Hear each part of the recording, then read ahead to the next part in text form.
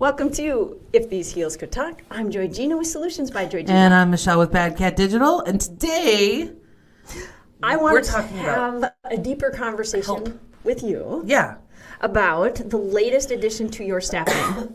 Excuse me. That's okay. It's not the COVID. No, we're good. It's just dry. Because it's 20 below outside. So let's not talk about the weather. It's so cold. We're not going to be Minnesota. The latest addition to my team. The latest addition to my team is somebody who's really just functioning at just. See, it's a problem. But who's functioning as an assistant to me and slowly kind of taking over a lot of my day-to-day kind of duties, especially as it pertains to clients and correspondence. Account management. Yes. Well, so far, I mean, it's only been a few weeks. So far it's just correspondence, and it's starting to get into some of the project management stuff, like moving tasks around and getting back to people, nagging people when we're waiting on things. I mean, nagging's a big word, but like when we're waiting on things, reminding people. Yes. Yeah, she does my daily to-do list. She takes notes in all of my meetings. She shares those notes with the team. They have a meeting every day to go over the different client things that happen throughout the day. Yeah, it's good. It's really good. It's fabulous. It's fabulous. I know that we have talked about you doing that for quite a long time. Yeah, it's really taken a long time to find the right fit. I think there's a lot of things that go into. So one reason I wanted to bring up this subject, and then I'll swing back around to all the things that go into it, is because in my world of coaching and working with twice gifted or neurologically diverse people, getting an assistant is actually one of the first things on my short list because you've got massive strengths. In my world, people have massive, massive strengths, and then they have almost equally as opposite massive Well, and I think that's true in everybody's world. The challenge is that in your world, people's are more well-defined by others. Yes. And when you're talking about the neurotypical world, if that's kind of how we're... Yes, that's kind of in my... kind of where that... Yes. It's expected that we... It's expected that we can do multiple things. And so therefore, those things that are maybe more executive function things, whether we're good at them or not, whether they're strengths or not, I guess maybe it's not as obvious, but it's also not as accepted to get help for them. That's just it. So that's one of the first things I have to have conversations with people about. And man, we run into just a pile of beliefs. Absolutely. About beliefs and expectations. Asking for help, receiving help. Self-worth. Am I worth helping? Yeah. The other thing is... And does it make me wrong to not be doing all of these things? Or my opinions about the task, right? Oh, yeah. So, like, if I don't respect the work of answering email, if I don't consider that something that somebody would be better at than somebody else, because to me it's a mundane task. So if it's a mundane task that just everybody deals with, then it's not something that somebody can create a valuable work experience doing. So my hookup was, I think a lot of people externally thought it was about control. And it really never was. It really never was. It was never about privacy. It was never about not letting people in my email. It was never about that. At the root of it, it was, this is boring. Why would anybody want to make their life doing this? You'd projected yourself. Yes, I'm not going to inflict this on somebody who could possibly be happy answering email and keeping somebody's schedule and taking notes full time. That it doesn't. So I projected what I thought about those tasks. You took your brain and put it right on the task, and I did it without even realizing that that's what I was doing. And so I have tried to fill this position 3 different times in 3 different ways. And that's really, I would also point out to a lot of people, that is not uncommon. Right. That's not, because the first time you probably don't even have the job defined very well. Right. Boundaries are bad. The first one usually is just kind of clunky. And if you're lucky, you get some standard operating procedures out of that. Right. And that's exactly what happened. So the first person I hired as an office manager. Because again, why should you just be an assistant for me? That doesn't seem like a whole job. right? And it also doesn't seem like a whole job that I would want to pay for because I could do it. Right. So why should I pay for that? But it's really hard. Here's what I'm pointing out to other business owners and so forth, because I'm really talking to that smaller business owner that's looking at expanding. Yes, you need an employee to do a lot of the work, but you also, like, as your business grows, there's a line where you're spending so much of your time doing something that isn't actually making the business money. You're doing something that's just not, and it's not in your wheelhouse. You can do it. I can do it. I can answer my own email. But you know what other people can't? I can keep my schedule. In your case, what other people can't do nearly as well as you can is sell. Right. So it's this like, okay, so those were all of the things that my brain made up. Those were all of my beliefs. Yes. And I think they're fairly common when I talk to people. Those are all fairly common. I think the biggest thing so I tried an office manager job because of those beliefs. Yes. And that crashed and burned. Yes. It was a great person. It was not a person that was set up to succeed. And so that kind of, I didn't create a job that was going to be, anything. And then the pandemic hit and blah, blah, blah, blah, blah. So that crashed and burned. And then I was really looking for something more high level, but I started it in this assistant space because I thought maybe this person, like an operations person, would be somebody that could help me develop systems for an assistant. And it would be a good way for them to get to know what I was doing and get to understand the business as they stepped into more and more of an operations role. And that worked well. But it also happened very quickly. Yeah. And because, of course, the person that I hired was massively overqualified for any sort of assistant role, but really well suited to being a director of operations, a COO kind of space. And so that's where that person is now, but that left this gap then. Yeah. And that was it was a big gap for a really long time. And I think that my hesitancy to fill that gap was taken or was understood by others as my trying to retain control over something. But it really was, I had failed at this twice. Oh, you interpreted it as failure. I had failed at this twice. And so now, like, maybe it's not that important. I was never really on board with it to begin with, all of that stuff. But I will tell you, 3 weeks. Yeah, now that we're into this and we've gotten a person who this is her gift, this is that person's gift. This is what they do really, really well. For the first time in 5 years, I am on top of my to-do list, which feels amazing. Not just that, I'll add to that. Yeah. I am watching your creativity just explode. Like all of a sudden you're like, oh, what about this? And you've got more ideas. I've got more ideas again. I'm more invigorated. My sales are better. We are on the upswing again. I am not mired in the past. I am looking forward to the future, which is the role that I need to play in my business. Yes. And what happens quite often with business owners is you get just bogged with the minutia of day to day. Right. I'm sorry, 300 plus emails a day, that's not really manageable. No, it's not. But it's not your main manageable thing, and sales and operations, and that's not realistic. And so in a practical sense, so for those who are like, well, this means you don't answer any emails. I do answer emails. Right. But instead of it taking 4 hours a day, instead of it fitting into every nook and cranny of my day, to just clear out the crap, to, set meetings, and because it takes sometimes 5 emails to set a meeting. I do not want to even get into that, yes. Right. Because people won't say, would you like to meet? I'm available at these times. Would you like to meet in this place? They don't do that. They say, would you like to have coffee? Sure, great. When are you available? I don't know. When are you available? Okay. Like you said, we're not getting into it. But those are the emails that she answers for me. So she sets the meetings. She deals with the calendar stuff. When somebody needs to cancel or somebody needs to move something, I don't all of a sudden have that. She's now moving tasks through the team. So when somebody has edits to something or whatever, she's passing that along to the right person and then answering that email and saying, thank you so much. We received your edits. Those kinds of things I'm no longer doing. And I will tell you, 3 weeks in, it's been 3 weeks. I know. I have only 40. 3 weeks? Yeah, I know.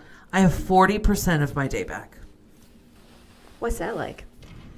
Well, it's like I'm on top of my to-do list for the first time in 5 years. I'm not going home thinking about all of the things I didn't do today with a longer list than I started the day with. So within 3 weeks, would it be fair to say, minus the cold weather, that you're sleeping better at night? Yes. You're getting up more relaxed? Yes. And your anxiety is probably at least half? Oh, yeah. And I'm eating better because I have time and brain energy to think about where's my lunch going to come from in the morning. So you've stepped off panic. Yeah. Like, that's really what you're describing. Yeah. You had been, and I've stepped off. I've you. stepped off 4 years of survival mode. Which is, by the way, not good for any part of your body. No. We just want to, and it's what business owners do. Yep. It's part of startup. Like, you're signing up for the whole fun ride. And there's been ebbs and flows of it in there. I'm not going to, But I have to say most of it for the last couple of years for sure. Even pre-pandemic. Like, you were hitting some serious growth and stuff. Like, you have to shift into that gear, but I'll fully acknowledge I had to get out of that. Like, I consciously have to continuously remind myself, get out of that gear. You don't want to live in that gear. You don't want to be in that gear all the time. So I now have, like I said, 40% of my day back. I'm on top of my to-do list. I have set boundaries around my calendar so that I no longer take meetings super early in the morning or super late in the afternoon/evening. So I'm getting more free time. And I just generally have more brain power. I have more creativity. I have more ideas. I'm paying attention to things. I'm seeing things that I hadn't been seeing. Well, you couldn't. Because I was so buried. Right. There was no space for it to even get into the conversation. Right. And they're good things for me to see. They're important things for me to see. Yes. And so as I'm looking at this and I'm thinking, and we crafted the title of this podcast, You Shouldn't Be Answering Your Emails. Not because you shouldn't answer your emails. You need to pick what goes onto somebody else's plate. Yes. But this concept of it's not enough for another person, or it's it's too easy, or even if it is a control thing, like how could anybody ever answer an email and pretend to be me? All of those things, they're all lies, overcomable. Yeah. Yeah, they're all excuses. They're all lies. Yeah, no, just call it. Yeah, they're just beliefs that we can get past. Yeah. My therapist likes to say, beliefs are things that serve us until they no longer do. Yes. So, if they're no longer serving you. I have a couple more questions before we go. How did you know that this person, like, I know when I'm teaching and training clients, and quite often I get to help in the interview process, I kind of know. Yep. And can tell, but how for you did you know? Like, as you were interviewing this person, as you were following up, you're like, okay, I think this person is capable. Like, what were some of the things that... She didn't make me feel judged. Nice. I didn't feel like I had to say I was going to do something that I wouldn't be able to do. Some people you just connect with, and some people you just... This is... Like, she had the basic skills. Everybody we talked to had the basic skills. But this is a job where you have to connect. be really open and honest. You have to connect. Like, you have to have. There's vulnerability. There is a lot of vulnerability. There's vulnerability in both directions, and I think that's another thing that holds people. That can be scary for people. It's a cross. The first thing in the interview. So we did a group interview with my leadership team. Interviewed her with me. Okay, got it. And one of the other people on the leadership team asked her a question that I wouldn't have asked. It was a follow-up question or something, and it was basically what they were trying to drive at was, if you were asked to do something, if your leadership asked you to do something that made you uncomfortable, or how would you push back? Ooh, it's a great question. Yeah. And what they were trying to get at and what they were trying to understand, because I have a fairly forceful personality, as you might have noticed, as those on the... I hardly might have noticed. And so they wanted to make sure that this person, whoever it was, would be able to stand up to me, would not be crushed by the way that I talk, or a direct level of feedback, or and it's a great question for that. But the way it was worded made it sound like that person was asking to violate the confidence of a previous boss. Oh. Right? Oh, got it. And she refused to answer. Oh, wow. In the kindest, most professional way. Oh. She basically said, I approach it like this. And when he pushed for a specific example, she said, I can't do that. But I do approach it this way. Very I nice. hear what you're asking. So she basically in action demonstrated. And what was so funny is that I noticed it and was really excited about it. Oh, yeah. But they didn't, and they were really nervous about it. And I was like, you guys. You're like, she did exactly what you wanted her to do. Is she pushed back, but she was kind. She was clear. Mm-hmm. She held her boundary and refused to violate, in her mind, the privacy of her previous boss, because she was the assistant to a team, a financial executive team. And so decisions get made behind those doors that you just simply need to execute, and it's not yours to disagree with. Mm-hmm. And that's a really hard thing for a lot of people to do. Yeah. Yeah. Right? Yes. Is to say, you've heard how they made the policy, but they made the policy, and now you're the one who has to turn around and describe it to people, and all of the questions come at you. Yeah. And it's not yours, and it wasn't your decision. And you might not agree with it, but you just have to stand behind it. Mm-hmm. And so it was a really good answer. So that was my first clue. Not making me feel judged was my second, and I knew it was going to work when she laughed at my stupid jokes. You're right, though. I'm not. It is a position where you have to be. You have to connect. Yes. You can't. I don't necessarily need her to be a bestie, but we have to have. She has to be able to translate your language, right? And I have to be able to translate hers. Yes. And so we have to have that shorthand really quickly. Yes. Yeah. I would agree. And so we have to connect. So by being a little more specific and knowing I can tell that's expedited this process too. Absolutely. To be 3 weeks into it, having those other people warmed you up, you had SOP, you had processes in place. Yeah. And I can just tell her ability to onboard was much better. Absolutely. And the fact that you guys connected really helped. And I will say, all of this remote. Mm-hmm. Oh, that's right. Not in the same state. No, she's not in the same state. Which isn't a big deal. So she's not even in the same time zone. Honey, my assistant is in another country. Yeah. I mean, I'm multiple time zones away from me. Yeah. Not a problem. Not a problem. No. And actually, it's helpful because she's kind of not in the fray in the office. Yeah. She's above the fray. She's beyond the fray. I could see that going very well. My assistant does far less than yours. Uh-huh.